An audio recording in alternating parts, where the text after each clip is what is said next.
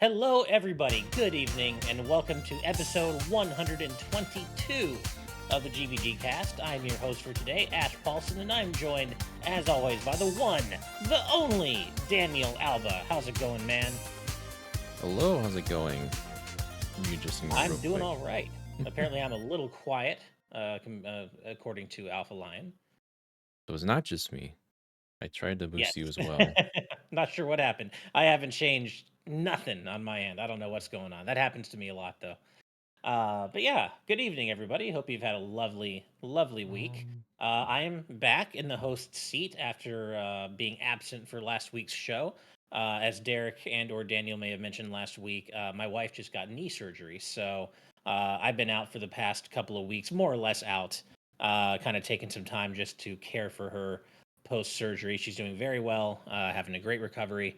But for, anyone out there who has had any sort of knee surgery or anything like that knows you need a lot of help getting around right afterward. Just getting around and getting food and stuff. So I've just been kind of waiting on her and doing that whole thing, sleeping when I can, but definitely a little tired because basically I'm sleeping when she sleeps, and it's pretty tough post-op to get good rest. So hanging in there, but she's on her own right now. She's doing well, and she insisted I be here today because she's like, nope, you missed last week. I super appreciate it, but you go do GVG cast this week. I'll be fine. And so here I am. Daniel, how's your week been, man? just been working on things where I can, when I can. Um, Trying to take care of my own voice right now because it does have a little bit of a feeling in it from back then. It's probably not going to be as bad as it was last time because I'm not like actively, running my throat ragged like with Okay, good, more good. coarse stuff. But it's still weird. Um, Doctors thinking it's probably because in the past I had like I've had a case of acid reflux, like especially in high school, and that sort of thing can reach like in your esophagus, in your throat, and it can kind of irritate certain things. And so I'm taking some pills to try and tone down said acid reflux, and usually that kind of thing can cause all kinds of problems in your throat, and that probably includes irritating the voice box as well. So um trying to not speak too much. I still streamed yesterday because I kind of was away from doing our streams for a while. And then yeah, everything else is just normal. It's fine. We're just working things out, and yeah, we're still managing to do videos when I can. Put one out earlier this week, so it was nice to see reception for a different structure of video. So Hell yeah! And then we were also able to join. You and I both were able to join John for a discussion about the Game Awards nominees earlier this week as well, which is out on the channel now. For those of you who might be interested in hearing our thoughts on the TGA 2024 nominees, that video is up on the channel earlier. We got to record. It was a nice middle of the night discussion for us, right? It was like 10 a.m. John's time and 2 a.m. for us. yeah. And that was about the only time I was available to record anything given caring for my wife. So yeah, same. Like I said, I've mostly been taking the last couple of weeks off, not as a vacation, but just to take care of my wife. So I haven't really been getting too much done other than fighter partner sessions and recording some personalized video responses. But I'm hoping to get back to like a semi regular schedule starting next week. I've got a ton of work to catch up on both outside of GVG and GVG related. So yeah, I'm a little behind on stuff, just having had to take the last couple of weeks away, but I should more or less be back to normal next week. And Hmm. yeah, I can't believe like it doesn't even feel like next week is like Thanksgiving and we're like a month away from the holidays. We're less than a month away from the Sonic 3 movie now. Like time is going so fast, it doesn't even make sense. I don't even know how it's at the end of the year already, you know? Yeah, we're already past Halloween, and it's gonna be Thanksgiving. My birthday's gonna creep up on me when I least expect it, as it always does every year. Right. And we're just gonna be going towards like game of the year stuff pretty much. Game of the year Yep. topics, discussions, videos will come up before we know it. I'm trying to organize something for everyone to kind of collaborate on for that. Hopefully that comes Mhm. together this year because everyone's been kind of scattered and it's hard to get enough of us in a room together for even just a meeting. It's been tough, right? Yeah, because I mean, we all have such different schedules, and especially right now, Steve has been out because he just got married again, which we're super happy for him. Could not be happier. Congratulations again. I wish he could be here on the show with us, but he's been more or less out because he's been celebrating, being with his new wife, which is great.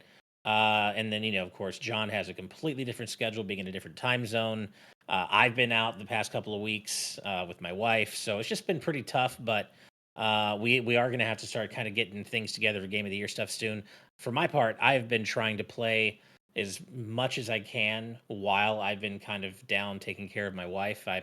I'm coming toward the end of Mario and Luigi Brothership. At least I think I am. It's a pretty beefy boy. This is far and away the longest Mario and Luigi game. I don't know what I was expecting. I wasn't necessarily expecting longer than Dream Team, but here we are.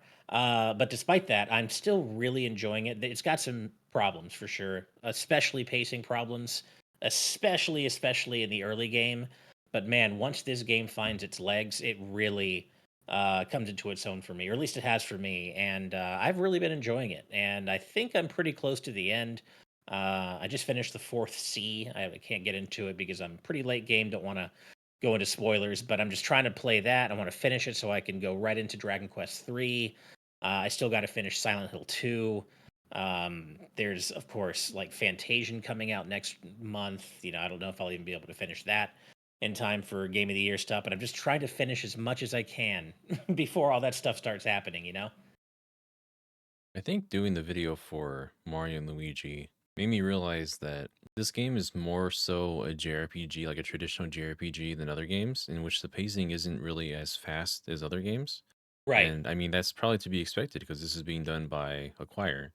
And so maybe they're not as fully attuned to the pacing that Alpha Dream had done. Of course, there's people working on the same game that are from the same team, but as I mentioned in that video also, does not necessarily mean that we should realistically expect that it's going to be the same pace kind of game. So Right. that's a I don't know. It's a funny situation when that in which there's only some room for us to forgive how much different this feels to another Mario and Luigi game, like even far back as Superstar Saga and as early as Dream Team or Paper Jam. But I think it's fine as it is, doing this, going through its courses, going through its paces rather, and just seeing what it is. And everyone's opinions are very different as far as what they expect on a Mario and Luigi game. That's probably Right. why the overall tone is so divisive, is because it's just structured differently than what we're used to. And also people just haven't played this game at all since, Yeah. been like a decade or so. But yeah, I think it's fine as it is, I think. That's just my opinion. I'm really liking it. It's weird. It feels very much like a Mario and Luigi game made by a different developer, which of course it is. So it feels like Mario and Luigi, but ever so slightly off, and not necessarily in a bad way. At first, I wasn't sure, but now that I'm like really neck deep in it, it's completely won me over. Like I love Concordia. I think the Concordians, like the NPCs themselves, they have become some of my favorite non Mushroom Kingdom Mario characters to date. I love Connie. I love Snoutlet. I love the Idol Kids. I just love the whole supporting cast in this game. And the vibes are I've come to find, very Kingdom Hearts coded. There's the whole overarching theme about like the importance of bond and the importance of the friendships and the relationships you have with other people, the power of friendship. Like I wasn't really expecting all that from a Mario and Luigi game, but here we are. And the vibes have completely won me over because they are so very Kingdom Hearts esque. And it's great. We just needed that Yoko Shimomura touch for more Kingdom Hearts style on That's it. true. And Um, it's funny. It's obvious. It's no Shimomura OST. It's she is on her own level for sure. But I'm still really liking the soundtrack. I think the soundtrack is really hitting all the right notes. No pun intended. It's got some great vibes. It's just a fun jazzy soundtrack. Lots of brass. Lots of high energy. I don't know. It's not Shimomura, but I'm really enjoying the soundtrack for on its own merits. yeah, these characters don't do too much for me. Unfortunately, in other games, I Oh, that's think too they bad. did a bit better. Okay. A lot better. the dialogue is definitely not localized by the same people, and so it misses a lot of that hit, that wit, Mm, that punch to it. So it kind of, which makes me worried with how the game's just gonna overstay its welcome by dragging on towards the end. Um, mhm. I hate it when there's a game and it's like, oh yeah, we're gonna start wrapping up and getting to the end, and then depending on the game, I guess, if it's something that I want to get through and move on to the next thing, that just kind of like, all right, this game is really just kind of it's staying a little bit longer than it needed to, but I don't It is a know. bit, yeah, I agree. But And yeah, and Dream Team had that issue too, and I really enjoyed Dream Team myself, probably more than most, but Dream Team had that issue too with a little bit too much padding. I keep hearing that there's some extremely late game padding that a lot of people are not a fan of. I don't think I've quite reached that point yet. I think I'm just about to reach what I've heard is around that point. So we'll see how I feel. But I feel like there's no way I'm not going to see this through because I'm so invested in the characters and the world and even the dialogue. I agree it isn't quite as punchy as some of the prior Mario and Luigi games, but it almost takes kind of an understated approach to its humor where when there are fewer laugh out loud moments, but like when they hit, they really hit in my opinion. Like it kind of hits you when you least expect it, even if it isn't quite as consistent. And yeah, I've just really been enjoying it. I think I hope this team gets another chance at making another Mario and Luigi game because I think this is a very good first effort so far. And I feel like if they can refine what doesn't quite work in a second effort, then they could really make something truly special. like I've had like 3 different Mario and Luigi discussions on just GVGcast in the past weeks. I know because I wasn't here last week. um, yeah, we'll see if they do another game because they might not, Yeah, depending I on know, who. especially yeah. Go ahead. No, that's just it. That depending on who owns Acquire at the end of the Yeah. year or who knows when, that might be the only Mario and Luigi we have by that team. I really hope that deal with Sony doesn't go through. Please. I want Acquire to stay independent personally. Obviously, they did a great job with Octopath Traveler. They did a great job with Brothership, and I want them to get another chance to make another Mario and Luigi game. I guess we'll see what happens, but I hope that merger doesn't go through. And that was one of the other things we covered in our discussion with John earlier this week as well. So, for those of you who want to hear more about that, definitely go check out that video sometime this weekend, perhaps. Before we get too much further in, though, I want to give some birthday shout outs to our patrons for the past couple of weeks. Not just our patrons, but also GVG families. So GVG kids Kai and Amelia both celebrated their birthdays Tuesday, November 5th. So happy belated birthday to both of them. Happy birthday to the Game Orb, who celebrated their birthday on November 12th. Happy birthday as well to Natalie, who celebrated theirs on the 15th. And this is neither a GVG family nor a patron, but happy belated birthday to the one and only Shigeru Miyamoto, who celebrated his, I believe, 72nd birthday. I think it's 72nd on Wow, November 16th. So quite a few November birthdays he's still of going late. strong. Yeah. So anything else you've been playing besides Brothership, Daniel? Are you still working on Metaphor? Yeah, here and there. Okay. I'm just trying to finish what I can, and I'll probably start Dragon Quest after that. I don't know. There's Yeah. just JRPG country right now. So I hear you. Like like I said, basically right after Brothership, I'm going straight into Dragon Quest while also still kind of working on Silent Hill 2. I'm also still chipping away at Octopath Traveler 2, and I'm actually basically getting to the end after like over a year. I actually ended up finishing Ochet's story by accident because I didn't realize she only had 3 chapters in her story. So she just became the first story I finished, and now I'm basically at every other character's final chapter. So in the next coming week or two, I'll probably be wrapping all those up. I doubt I'm gonna do all the grinding it'll require to do like the final story and the true final boss. I'll probably just YouTube it because there's too many other things to play. Like you said, JRPG craziness right now. So I've got Dragon Quest 3, got to finish Brothership. Um, yeah, so there's so much. I'm still kind of chipping away getting the platinum trophy in Sonic X Shadow, but although I'm in no rush to do that. Um, yeah, cannot so I've just imagine been working on a game for over a year. I can't do that. There has to be a cutoff somewhere. Well, part of the reason is because I started over. I had an initial playthrough, and then just a bunch of stuff came out last year, like Tears of the Kingdom, and just it derailed me for so long that I kind of forgot what I was doing in the layout of the world. So I just decided to start over. And I would say I started over maybe in April this year, May maybe, maybe earlier. So I've been going on this current playthrough for like 5 or 6 months probably, but so Hmm. not actually over a year. But yeah, so I did start over. Um, but yeah, so I'm still chipping away at that.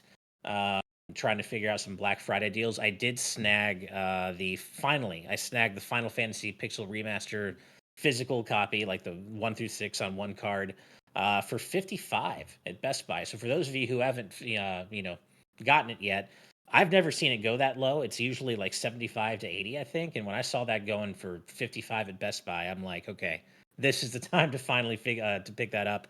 And I think I'm also going to pick up Monkey Ball Banana Rumble for 20. It's down to 20 for Black Friday. And then I'm also thinking of maybe picking up Atari 50 for it with all the DLC for like 30 bucks. So I think those are going to be like my main Black Friday pickups. Are you eyeing anything You for? gotta get that Godzilla and Miku collab I know, content right? in Monkey Ball that they announced like this week. I know. I mainly just need Miku. I'm okay with Godzilla, but I'll probably I'm part of the problem. I'm They're a both consumer whore. equally important to Japanese culture. How dare They you? are. They are. You're right. They are. I'm just personally a Miku fan, and I don't necessarily care too much about Godzilla. But yeah, as Jaden Buck said, Godzilla and Miku, Japan's two biggest legends. That's Yeah. what I'm So saying. yeah. Jaden knows. Uh, Emily, I know I'm gonna have so much Final Fantasy goodness to look forward to. I mean, I mainly got it just so I could finally have it. I don't know when I'm actually going to get to play through all these Pixel Remaster games. But I'm glad I finally have them. I did kind of futz around with FF1 already, which I did beat back in the GBA years and years ago. But I kind of wanted to properly play and get a feel for how the Pixel Masters kind of look and sound and feel, and they're great so far. So yeah, I don't know. Hopefully, there's a lull in releases next year for a little bit where I can get caught up on some of this stuff. There's still some stuff this year I didn't get to play, like a Dragon, Infinite Wealth, Metaphor, P3R. Like, for all the JRPGs I have played this year, there are just some that were inevitably going to fall through the cracks, unfortunately. Yeah, it's unrealistic for us to play all of them. So hopefully enough of us have played a variety enough of games that we can talk about coming up soon anyways. So Yeah, yeah. indeed. Well, speaking of things that are coming up, and this came up briefly earlier, but we got to talk about Sonic 3, man. Like, the Sonic 3 marketing blitz has finally kicked off in mass. I'm sure you've been seeing them just like I have over the week. Like, a billion new posters have come out. They're all super hype. We now know that the next, maybe final trailer is coming on Monday. So we have that to look forward to.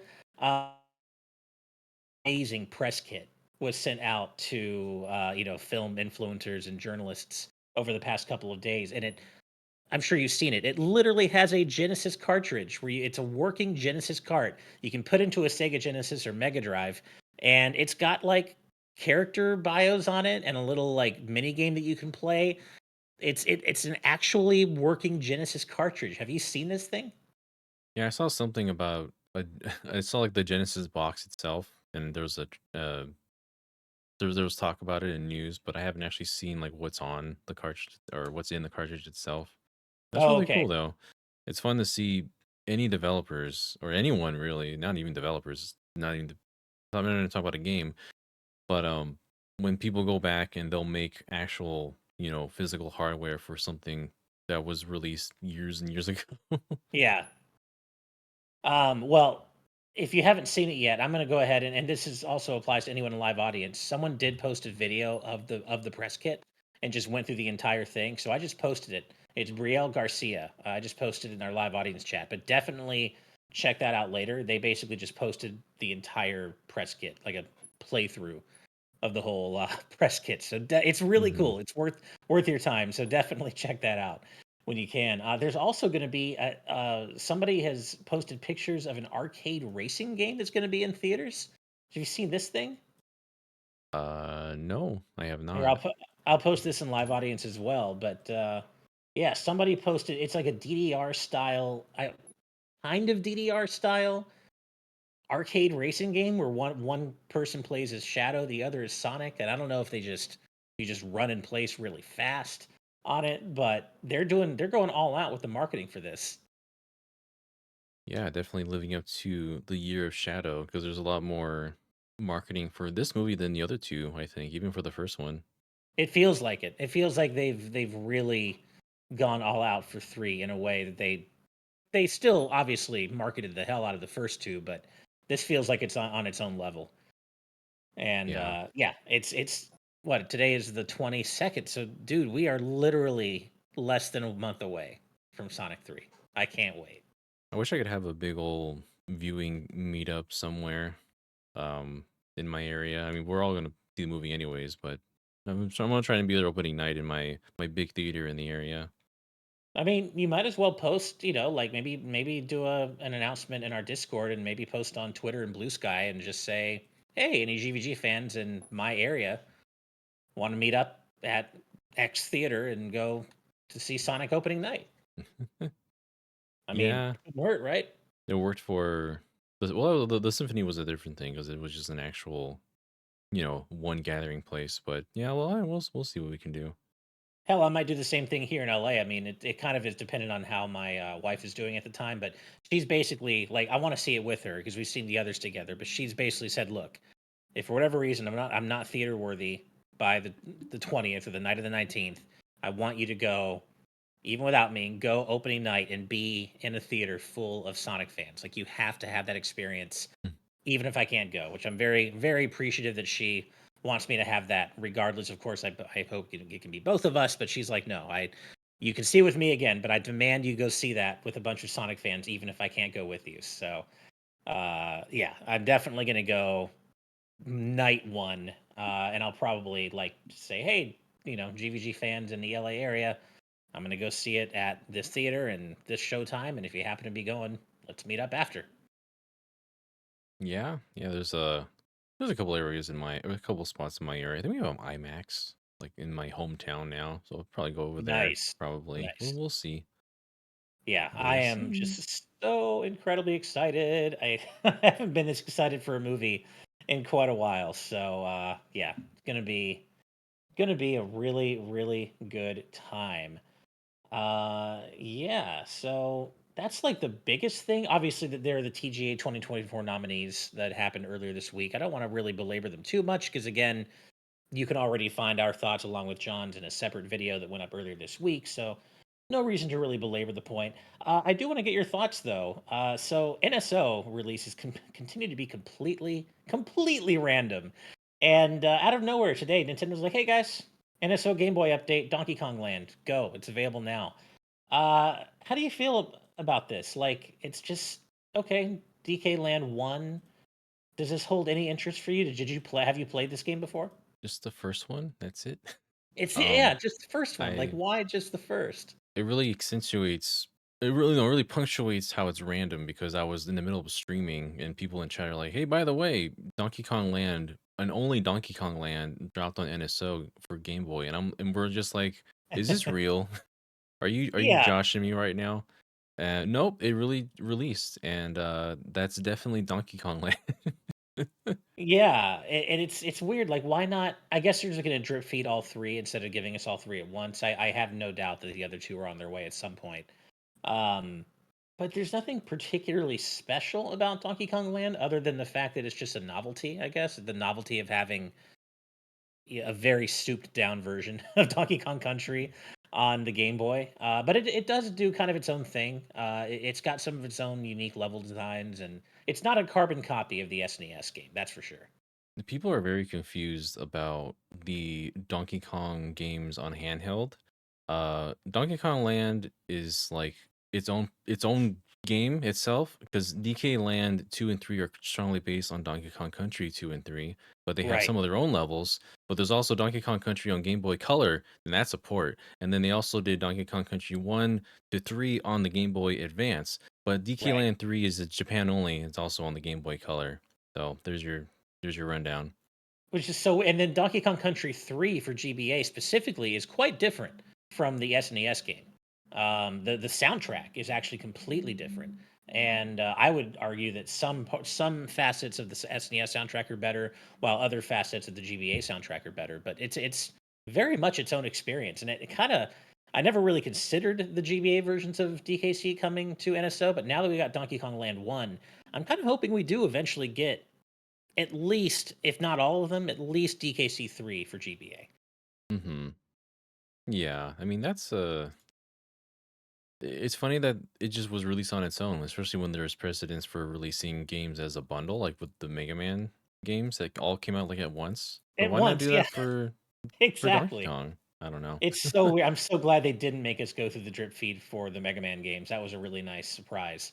But yeah, but not so with Donkey Kong Land. So I'm guessing we're going to get those drip fed. But it'll be interesting to see if we get the GBA versions as well. That would be pretty cool, especially with as I said, DKC 3 being so different. And yeah, Alpha Line, as I was talking about the soundtrack, it was because they brought back David Wise for the GBA version, whereas Evelyn Fisher did the Super Nintendo version. So yeah, good stuff in both soundtracks though, for sure. Um, let's see here. We got a little FF7 Rebirth news as well. Other than the fact that it won 4 Golden Joystick Awards, which is very cool. It won for some of the things that I certainly would have awarded it for, like best soundtrack. But more importantly than the Golden Joystick Awards, Rebirth dev team just came out and said that it is officially, we kind of already knew this, but it's officially not getting DLC, so the team can get part 3 out, quote unquote, as soon as possible. Now, I can only speak for myself, but would it be fair to say that you, Daniel, and those of you in our audience today agree with me that that's the right move? That we would rather have part 3 sooner than get DLC for Rebirth? How are you feeling about this, man? It's like people were expecting to have an episode with like Sid or Vincent the same way Yuffie had her own Yeah. episode as like as another interlude. Um, but I don't know what else we can delve into with their story as far as like just because we're already with the group now. In at the end of remake, Yuffie wasn't with the group; she had her own stuff going on, so there was room to kind of explore more of her character and like what she's doing. But no, she's. I mean, the whole gang's together. Why not just jump right into the rest of the story? And it's Yeah. people are like, we've been hanging on this story for years now. It's going to be like a decade by the time this game comes out. Yeah. Since the remake came out, so just wrap this up. I want to see Yeah. what happened to the end. So Same. And I hope that them not doing DLC means they can maybe squeak by in 2027, because it would be really poetic to have part 3 of this remake trilogy release at the 30th anniversary year of the original FF7. So maybe that's what they're going for. Maybe eschewing DLC for Rebirth will enable them to make that 2027 deadline. there's Not gonna deadline, but yeah. yeah, there's gonna be like if it follows the pattern of previous titles, there's gonna be like we could see as much as like a tiny little teaser next year at some point. Nothing Yeah. big, but like drop the name, what is it called, and just that this is in production right now. And then the year later, we'll see more in depth, like what does it look like, little little breadcrumbs for the story, Right. and yeah, potentially by the year after, we might see it around the same time, like, like early 2027 if possible. But Mhm. that's if they're really buckling down and just getting a lot of this done because they have a lot of assets like just done already. Right. Depends how much wider and how much larger of a scope they want to go because they went from just Midgar to like the whole world I going know. from remake to rebirth. So it just depends like how much more do they have to make with this? And they're gonna go all out because this is the finale of this trilogy retelling this story. So I'm looking forward to seeing what shape and form that takes. Yeah, and I didn't link the doc here, or link the article here in the doc, but I do recall there was also another interview with the dev team, I think earlier this week, maybe late last week, with them basically saying they're not going to skimp on the airship element of part 3, which Oh I yeah. mean, given the scale of the world and how impressively they recreated the FF7 world at scale in Rebirth, how are they going to have all that plus like to scale accurate airship travel? Like, how are they going to take this incredibly well realized world and then just make it even larger? And like, are they going to have you go back to play?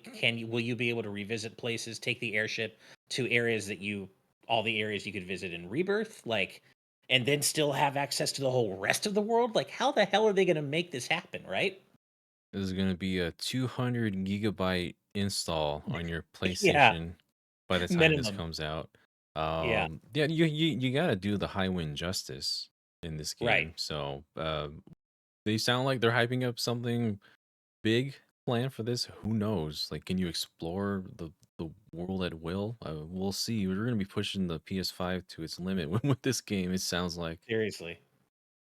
Yeah, it's really hard to fathom how they're going to recreate all of this at scale, given that, part three is when the entire world presumably opens up to you like it does in the OG. So all I know Mhm. is I can't wait to find out. I loved Rebirth. It's still in my running for Game of the Year. But when we get to all those discussions, it'll definitely be coming up on my end. But yeah, My my you main question is if this game is gonna start off with cloud snowboarding. I know. That's the biggest question I have right now. And Well, and you know exactly what they knew what they were doing with when you go back to the gold saucer and you see where the snowboarding minigame would be, and it's like under construction. It's like, oh, new snowboarding attraction coming soon. It's like, oh, they knew what they were doing. That's a really fun tease. this is an extremely aware game with the devs very aware as well. So Yeah, there's little bits of that all throughout the game, and that's just one more facet that we have to look forward to. yeah. And then before we move on to patron topics, just really quick, moving from Final Fantasy to Dragon Quest, to absolutely no one's surprise, the Japanese 3-day sales total for Dragon Quest 3 HD2D Remake in Japan has been absolutely insanely massive. And by insanely massive, I mean it sold a whopping 821,770 physical copies in the first 3 days in Japan. That's almost a million units in 3 days. And that's only physical. That's not even taking into account digital. And the breakdown for platform is 641,195 for Switch and 180,575 for PS5. No surprise there, of course. Given in Japan, Switch and mobile platforms tend to be more popular. But it's Dragon Quest. No one's surprised. But Jesus, man, almost a million units physical alone in 3 days. That's crazy. Yeah, in Japan, when a Dragon Quest game comes out, it's basically a national holiday, Exactly. Yeah. especially when it's a mainline series game that's been touched up to this kind of degree. That's cause for huge celebration. And yeah, I guess we haven't really had a day that big since Dragon Quest 11 came out on its separate occasions now. But yeah, that's Japan's beloved Dragon Warrior series will always do incredible numbers out there Yeah. in its homeland. And now too, I'm glad to see how much that series has boomed since I play like Dragon Quest 8 on the PS2. Yeah, and I'm really curious to see how the Western sales figures measure up. Of course, there won't be even there's going to be no comparison, but still, I'm curious to see how how they do compared to the Japanese launch. I expect it to do pretty well. It's still another high profile Square release, even if TQ isn't as big here as it is in Japan. But I sure am looking forward to playing it. John and I previewed it at Gamescom. Both loved what we played. I'm going to pick it up on PS5. I think. What about you? Have you decided? I'm not sure yet. Yeah. Trying to figure that out. It's hard. It's really nice having that portability factor on Switch, but I've been spoiled playing Octopath 2 on PS5. Just that HD 2D art style at a 60 FPS. It just look at 4K. It looks so pretty. And I played them side by side at Gamescom, and the Switch version looks fine. But I just, even though you don't need 60 FPS for a turn-based RPG, it just looks so damn slick and smooth. And I think I just have to go for that reason alone. Yeah, that's another thing is that it just looks nicer in general with the power of the PS5 over Yeah, Switch. That's one of the reasons yeah, why I'm getting like a Tales of Graces F definitive edition for PS5 because that also will look a bit nicer on there compared to Switch. Sorry, Switch. same. Yeah, when I um, do, I was tempted to get. I know Star Ocean 2R is also on sale for Black Friday, and I really want to get it, but because I love the demo. The game is so my thing, but I'm like, Ash, don't do it. Stop yourself. When am I going to play it? Like, come mhm. on. When am I going to actually play it? But that's another game I get on PS5 because I played both demos, and it just looks so much nicer on PS5. Yeah, that's a that's always the thing to keep in mind is like what is the game best suited for as well? Because as Yeah. mentioned in chat, also, Tales is like an action game, which is where frames do matter a bit more. Yeah. I've been through this whole song and dance with Tales of Symphonia already. But yeah, there's a lot of good reason to get it on a platform in which you can have the frame rates, as smooth as possible. So, Yeah. And also, I do want to highlight what Azran said here because they are completely correct. Azran in our live audience chat says, "Let the record show that Octopath 2 still looks slick on Switch, and anyone considering that game should not let a lack of PS5 preclude them." And I agree. I played the original Octopath on Switch, and it still looked great. So, yeah, definitely, it's such an amazing game. If you love RPGs, play it wherever you can because it's so worth it. mhm. All right. Well, I think that's about it for this week's news. Let's go ahead and move on to our patron topics for the week. And as a reminder, we have a Patreon at patreon.com/gvgaming, where you can support us for as little as $1 a month. But if you support us at the producer tier for $10 a month, among other perks, you can suggest topics for us to discuss each week, just like the ones we're about to chat about now. So, Daniel, who submitted your topic this week, man? So my topic is from Dad Alpha Lion, which I'm surprised this wasn't since this wasn't a news topic. I thought we'd bring it up here instead.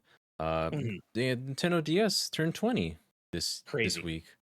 Happy 20th anniversary to the Nintendo DS. This was my favorite gaming console ever, and well, with New Super Mario Brothers DS being my first game ever outside the old browser games. I've also been playing Contra 4 and the DS port of Chrono Trigger, which both hold up amazingly well today. What are some first and third party DS games that you have fondest memories of when in the system's heyday? What are some of the DS games that you only played recently that you've grown fond of? So, thank you, Dan Apple Lion, for reminding us that it turns 20 this week. I love the DS. I've Crazy. had so much fun playing that with friends way back in the day. I had the original DS Fat DS Fat, the large one, which Same. that bulky boy, which I traded that in for a DSi eventually. So I got the credit towards it, and I was not satisfied. I wanted the Game Boy Advance port on the bottom, and so I ended up taking it back again. And then I got instead a DS Lite, which I still have here today. My blue one. This is my Nice. the perfect. I saw the color. I was like, I needed to have this one specifically, and That's a slick color. I would not be able to survive without being able to play my Game Boy Advance games on them.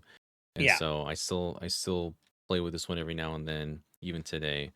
I still remember coming home and getting this exact case for Nice. Uh, Super Mario 64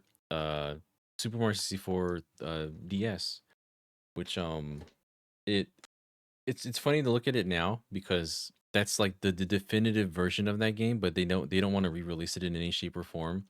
Mhm. The main thing for me is just that it's hard to control with the D-pad. It's not built for that sort of thing. It's not at all. Um, Yeah.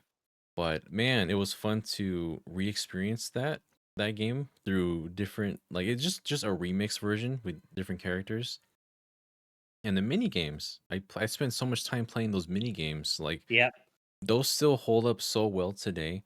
From like the one where you're sorting the little bob bombs to you're balancing Mario, jumping on things with making little trampolines for him. Concentration. I'm never gonna forget that one. That's such a good name. Drove me crazy. Or the one where you find the single head in the mass of heads that are in one audience. Uh-huh. I had so much fun with that. There are so many DS games I could talk about. The other big one for me was The World Ends with You. That's Oh, probably one of yeah. my favorite ones. That game, that version on the DS is the definitive version still for me. Mhm. Um, Having two screens is um it's so important to its identity because you're controlling the top screen in battle with the D-pad, but you're also using like pretty much every single possible way to use the stylus on the touchscreen, from like tapping to dragging, shaking it, making circles, drawing, and you also use the microphone too. It used every single possible option that the DS had way back then, and I don't think. Even though it looks nicer, I don't think versions like were released on mobile or on Switch really do it justice. Mhm. So, highly recommend playing The World Ends with You, the first one on that console if you're able to. And yeah, games like that. And then another highlight, of course, would be Ghost Trick. Oh Um, yeah. I while I was sick, I got the opportunity to play the remade version on Switch, and just reminded me of why that game is so good. It's somewhat still a little better on DS with the controls, but it worked perfectly fine on Switch as well. Very wonderful experience too. Those are the kind of games that I would play a lot, and that's one of the ones that got me more into like the visual novel style because it's mostly reading that game, but such a good story. All Anna and the World Ends with You had both really good deep stories involved with it, and yeah, there's just a lot of DS games I could ramble on about. But what are some of your favorites? Oh man, so many. I love my DS, and I have so many different iterations. Like you, I originally got the DS Fat, then I got a powder blue DS Lite, like the light ice blue DS Lite, and it's still in storage somewhere. I'm not sure where, but I still have it. And then I eventually won a DSi XL from a crane machine of all Oh my places. god! I got really lucky, and I decided to play this random crane machine in a local arcade, like in a bowling alley arcade. I'm like, "Oh, they have a DSi XL. I'll try for it," and I got it, and so I still have that somewhere too. So I've had various iterations of the DS, but I mean, of course, I have to shout out the DS being Westerners' first exposure to the Rhythm Heaven series. The actual first Rhythm Heaven game was on GBA, but we never got it here. So the first Rhythm Heaven game for those of us in the West was the DS version, and so it was thanks to the DS that I discovered my secret favorite Nintendo series that Nintendo themselves don't even remember is a thing anymore. They drew me in with Rhythm Heaven and then decided, hey, guess what? You get a couple more games and we're abandoning it. So that is unfortunate, but I still will always love the DS for introducing the Western audience to Rhythm Heaven. Um, Certainly, God, there's so many great games. Sonic Rush Adventure. I love both those games as far as third party games go. What a I love the soundtrack! Rush games. Oh, the soundtracks, yeah, definitely. Sonic Colors DS, Anurag mentioned, is also very good. Kirby Superstar Ultra, says Emily Song. Hell yeah. I know Caitlin There's that mentioned thing. Final Fantasy IV DS earlier, the 3D remake of FF4, and that's a really damn solid remake of that game, even though it's extremely difficult. It's so hard as to just be mean. That game is mean with how hard it is. Also, I can't not mention the DS trilogy of Castlevania games, which are getting a new lease on life now thanks to the Dominus collection. But Dawn of Sorrow, Order of Ecclesia, and Portrait of Ruin are, in my estimation, three of the best Castlevania games ever. I'd say Ecclesia is probably, and I share this opinion with Derek, is my favorite Castlevania game probably ever, maybe except for Symphony of the Night, but they're both really good, and all three DS games for Castlevania are excellent. I had another one. Oh yeah, Radiant Historia: Perfect Chronology. What a game! Radiant Historia was already an amazing RPG, and Perfect Chronology is just a great remaster slash remake of an already amazing RPG. So I gotta shout out Radiant Historia. God, Elite Beat Agents, another amazing rhythm game that had its debut on DS. Elite Beat Agents rules, Going and that's on. another one that I'll always remember fondly. Feel the Magic XYXX, aka Project Rub. I got that alongside Super Mario 64 DS at the DS's launch, and there's still nothing quite like Feel the Magic out there all these years, 20 years later. Um, God, so many great games for DS that I just oh God, Kirby Canvas Curse, one of my favorite Kirby games to date still.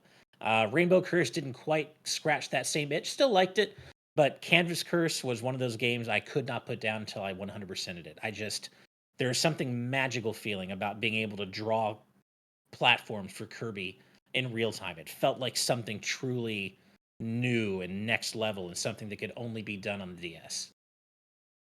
Trying to be conservative and not mention the whole library of DS games. It's so hard, right? Uh, Another part of the question was, what are some DS games that you played recently that you've grown fond of? Dominus Collection is the way I was able to play Castlevania because I wasn't into Castlevania until the collection Requiem, which had Symphony of the Night and Rondo of Blood.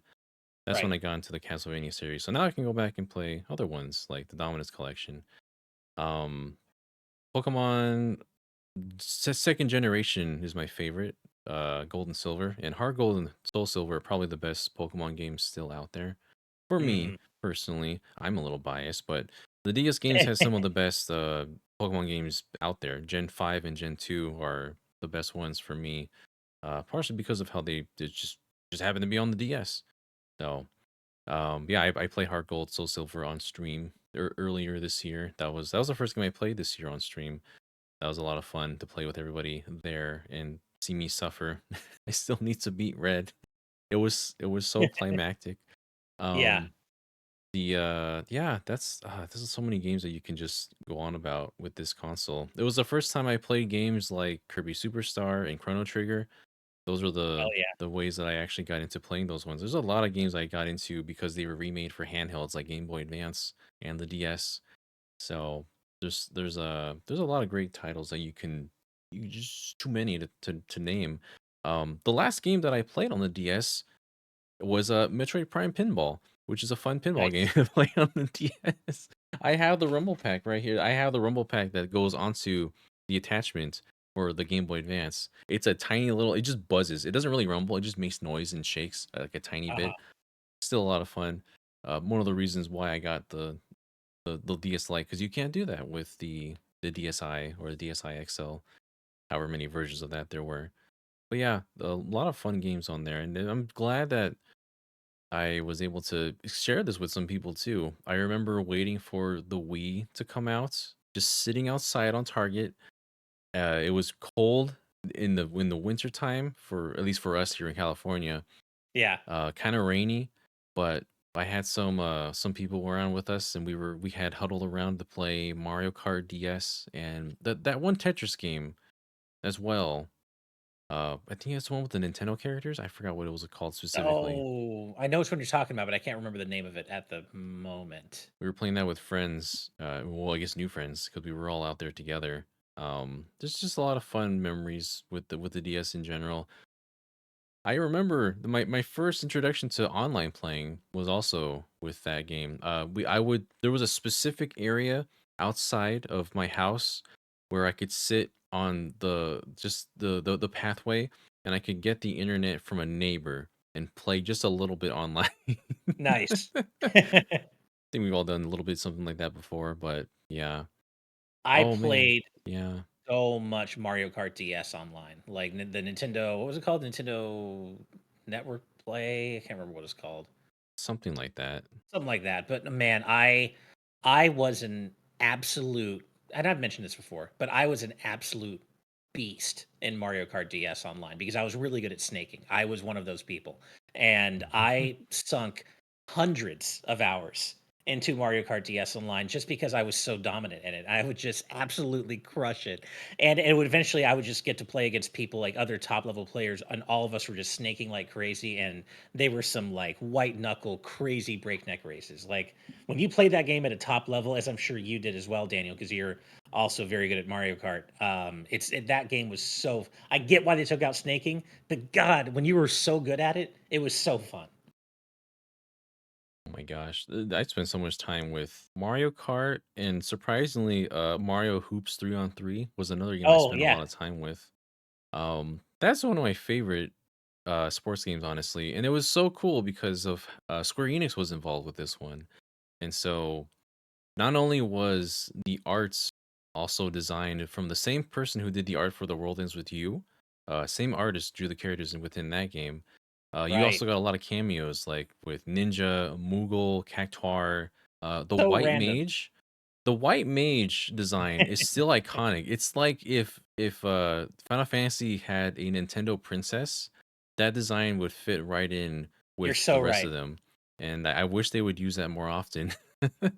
It's so Yeah, I perfect. agree. It's such a good design, and also thank you for the reminder. Nintendo Wi-Fi connection. That's what they called it. Thanks for the reminder, everybody.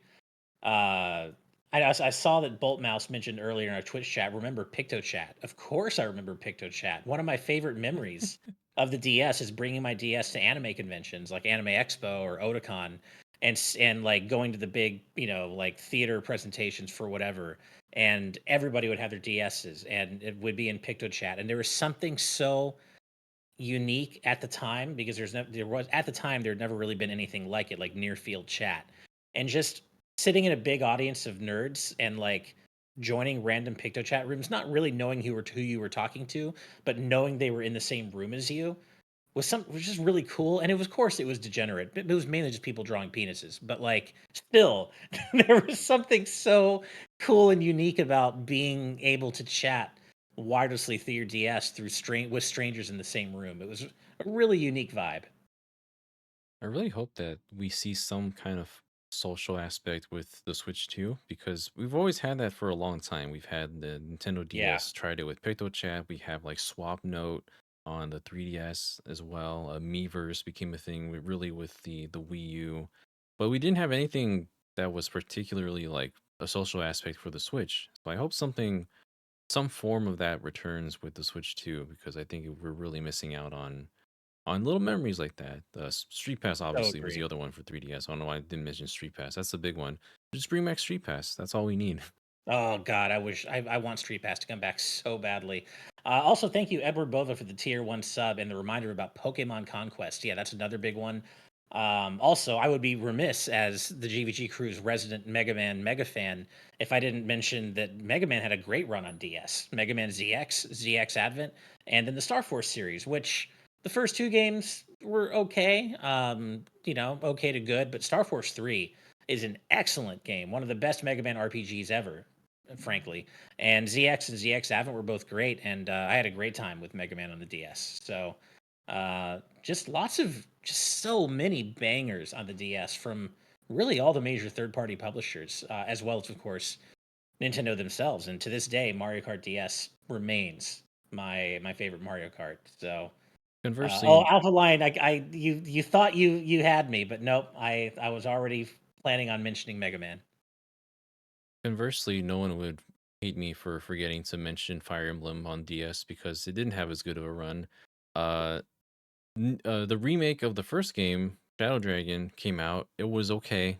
It was fine. It was good to see like a history lesson of what Marth came from. But that game did so poorly that we didn't get the sequel, which is a much better game, New Mystery of the Emblem. That only came out in Japan, and there's a lot of aspects of that game that carried on to Awakening that it borrowed and put into Awakening, and that partially what it deserves credit for in that game. Yeah, That's like one of the two Fire Emblem games I don't have physically. I still need to find that game somewhere somehow. But that's we really missed out on that one. But thankfully, the 3DS made up for the Fire Emblem's fame, much more once that was Awakening released. So yeah. Also, shout outs randomly though to Star Fox Command, still the latest game in the timeline, the old timeline at least before they rebooted it yet again with Star Fox Zero. But as clunky and awkward as that game's gameplay was, I still want to shout that game out for having all those wacky endings for both the canon ones and the non-canon ones.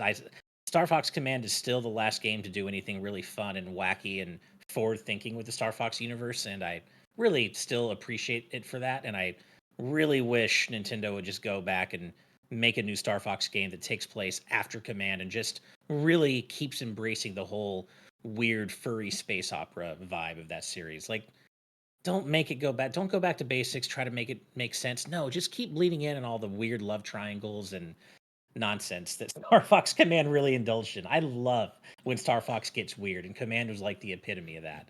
Uh, so r- yeah, exact. Last of the Red Rose. Star Fox Command's endings are iconic. Yep, even when it starts, like I'll never forget the intros so of good. those, like where Fox is like, "No, I don't want you to do, I don't want you to continue being a pilot, Crystal. I care too much about you," or something like that. I Yeah, don't know. and then she leaves and becomes cursed with a K. It's so good. It's like you can't make that. I mean, you can make it up clearly, but it's so good. And I wish Nintendo would recapture that aspect of the series. Man, yeah, there's DS was a fun Yeah, era. I it miss was. the DS era definitely. From the first thing I ever played on the DS was that demo cartridge of Metroid Prime Hunters, which Oh right, I forgot about that. Yeah, Metroid Prime Hunters is an underrated game. Probably also held back, kind of like in the same way as Mario 64 DS by its control scheme.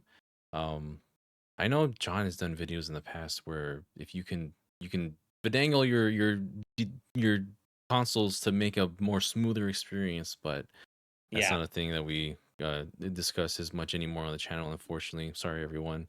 But Hunters is still a good game when it comes down to it. Worth your time if you're able to kind of work it through the weird control scheme. And I still can't believe that this was back when Nintendo actually embraced the touching is good slogan. Like they did that. There is an era where Nintendo said touching is good. I still remember the commercials where Kirby was that life size suit of Kirby was on a very intimate date with a giant finger. Um, Right. that was for Kirby's Canvas Curse, I think. Must Yeah, have I think been. you're right. That was it was a fun time. Yeah. Weird. And as you just mentioned Amareg in live audience chat, Chrono Trigger DS is an outstanding version of that game. Yeah, I couldn't not mention that. My favorite game of all time got a port on the DS, and I still think it is now.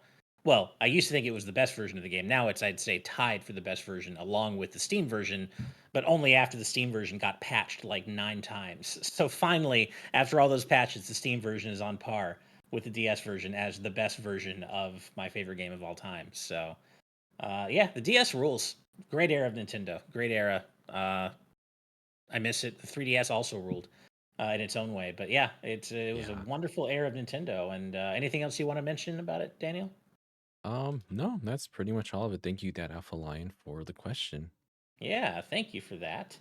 And my topic this week comes from Marathon Max, who asks, "What are you jamming out to when not listening to video game soundtracks?" So this is an interesting question because it you're assuming that I'm ever not listening to video game music. No, I'm kidding. I wouldn't pick this question if that was my actual answer. Obviously, yes, the vast majority of what I'm into and listen to is video game music, but I that's not all I listen to.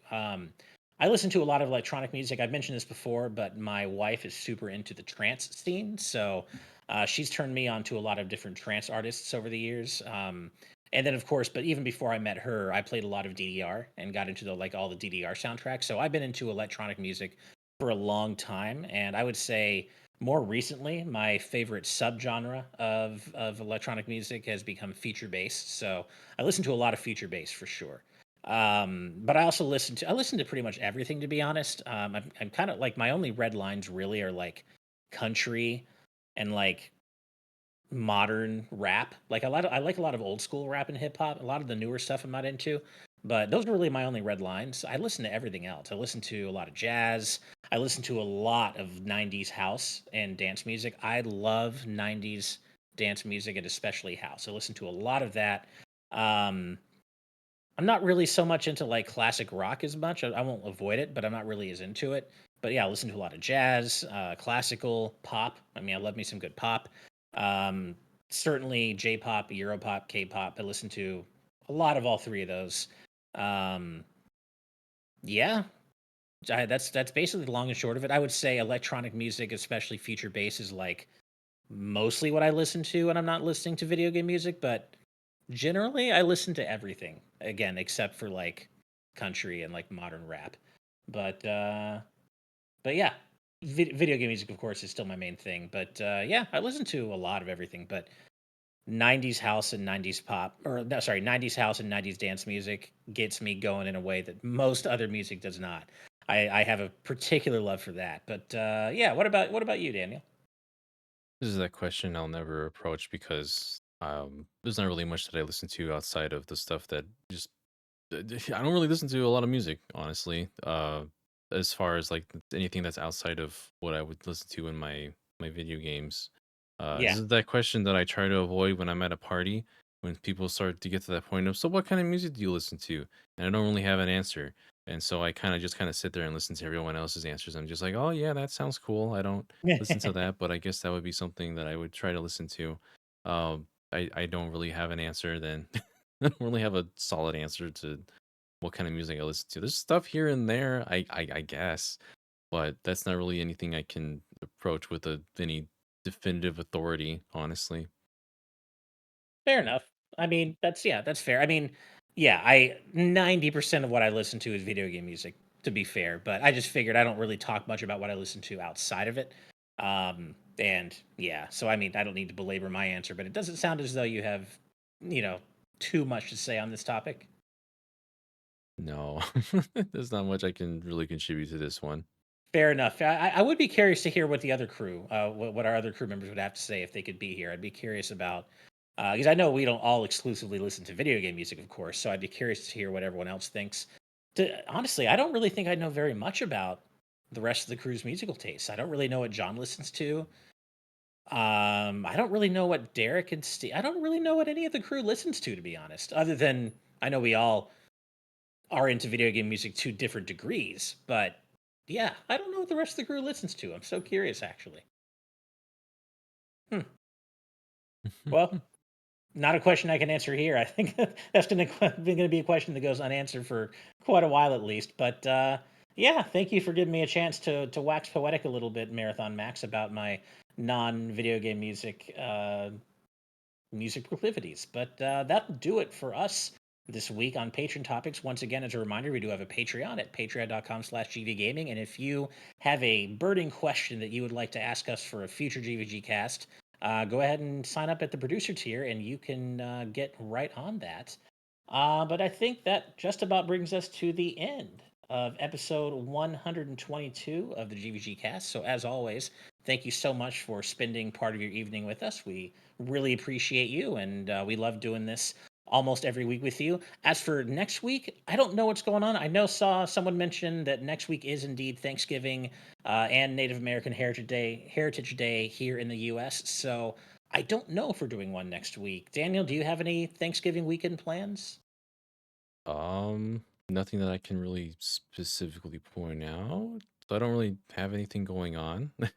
Yeah, I don't either personally. I'm just going to be taking care of my wife. We don't really have any robust Thanksgiving weekend plans. So, assuming you're here next weekend, Daniel, I think I will be available as well. So, tentatively, I will say we are going to have a GVG cast next week. No guarantees, no promises, but for now, Man, it sounds like we probably no will. holiday. Or maybe we'll take a holiday. We'll see. Well, we'll see how we're feeling toward the end of next week. If we do take the week for off for a holiday for GVG Cast, I think everyone's going to understand. So we'll play it by ear. Maybe we'll see you next week. Maybe we'll see you in 2 weeks. But either way, we love you all. Thank you so much for being here for episode 122. As always, we have to give a special shout out to all of our patrons at the producer tier and above for helping to make everything we do here happen. Thank you so incredibly much. And as always, we have to give an extra special shout out to all of our patrons at the executive producer tier and above. And those fine, amazing, wonderful folks include Brandon Bovia, Fangs, OG Pepsi Dealer, Z Patty, Sky Blue Flames, Eastman23, Adam O'Sullivan, Richard Herrera, Logan Daniel, The D-Pad, Blake, Joy Content, Angel Martinez, Vedron, Joshua Hunter, Benny Yao, Azran127, Geeky Griffin, Wataniac, Top Dog 23100, Young Ben Kenobi, Andrew Medeiros, Becca, Esax08, Michael McCaw, Matthew Wong, Goron Amber CPHT, Too Much Spaghetti, Bane 400, Ascaron 809, Ryaner, The Game Orb, Super Gamer Dude 101, Rosa Pardo Bowling, hi Steve's mom, Darksteel01, Jason Uloa, Jaden Buck, Statistic Warrior 29, Derek, Colin, Blaystar 25, Twilord, Jacomon, Mumbling Yeti, Cameron Sharp, Keel, Hustlebun, Noah Fitterer, Calvin Atkinson, Brainchild, Jim Wakelin, Aramis Baramis, Lord Metarex, Blaze Collard, Eric, Cat Evie Person 5, Mega Beatman True Blue Reviews, Ryan Hanley, The Game Jamie, Zombie Joe, and last but certainly not least, Marathon Max. Thank you so much, everybody. We are about to head out to our patron exclusive post show. We will see you either next week or in 2 weeks, but all the same, we hope you have a great weekend. Good night and good vibes, everybody. Bye. Meet again.